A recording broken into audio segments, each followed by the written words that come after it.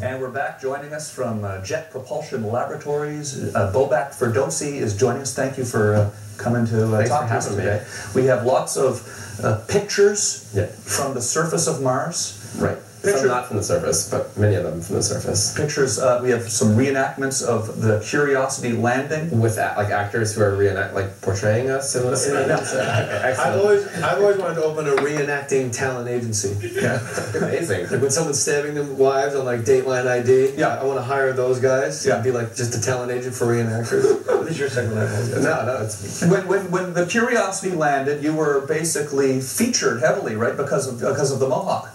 I don't think it was intentional. I mean, I just think people kind of were surprised by seeing somebody with a Mohawk in a NASA control room. It's just not what you expect. I think most people have the idea of maybe look at the Apollo era or even the shuttle in the 80s.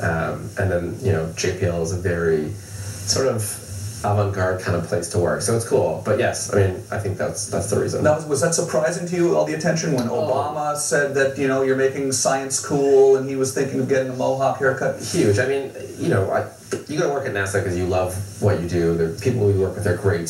The stuff is just challenging, and you know, you like to feel like maybe you're contributing to history in some way or another. But yeah, so then, you know, to get the attention after a landing, and then to have a presidential shout out and a picture of the president with your haircut. It's pretty crazy. And it's awesome. As long as it's getting people excited about space again, I'm in. How do you become a rocket scientist? Well, for me, it kind of started with a love of just understanding how the world works.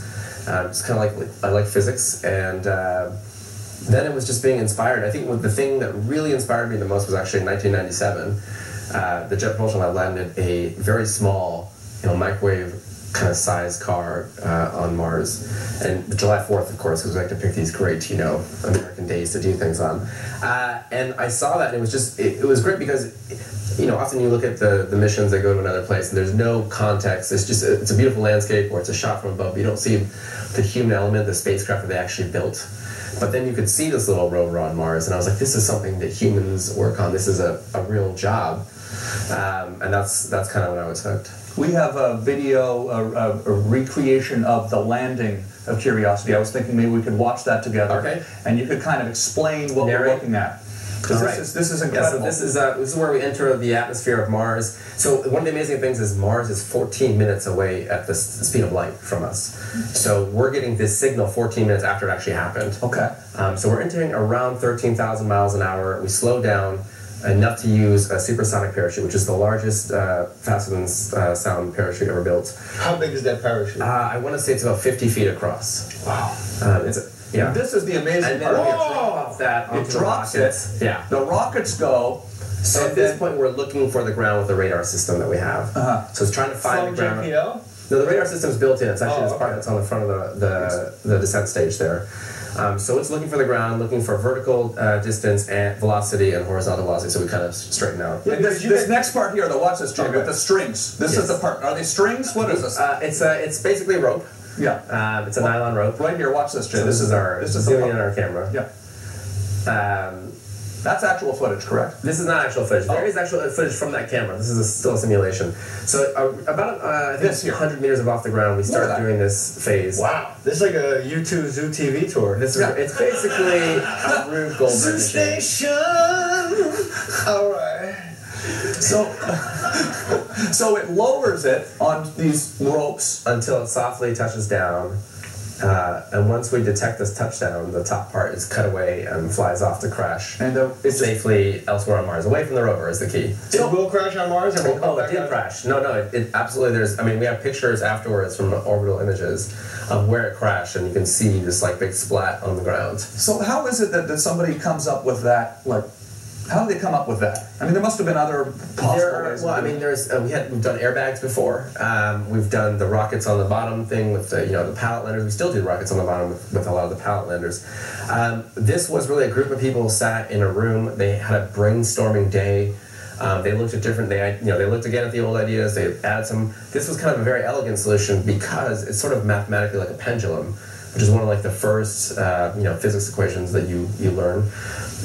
And so it's a relatively easy problem, and it lends itself very well towards simulation. And so in fact, all that what you saw, we were never able to recreate that on Earth. So we had to simulate it. So there's bits and pieces that are tested here and there, but ultimately the first time it ever came together was on Mars. So you go through all those steps. It's being broadcast live around the world. You guys are on camera. It was a very exciting, outrageously exciting moment for you guys, right? Because there's probably a lot of steps along the way that you're thinking might not work, right? For me, at the day of landing, we were just shy of 9 years working on this project for me.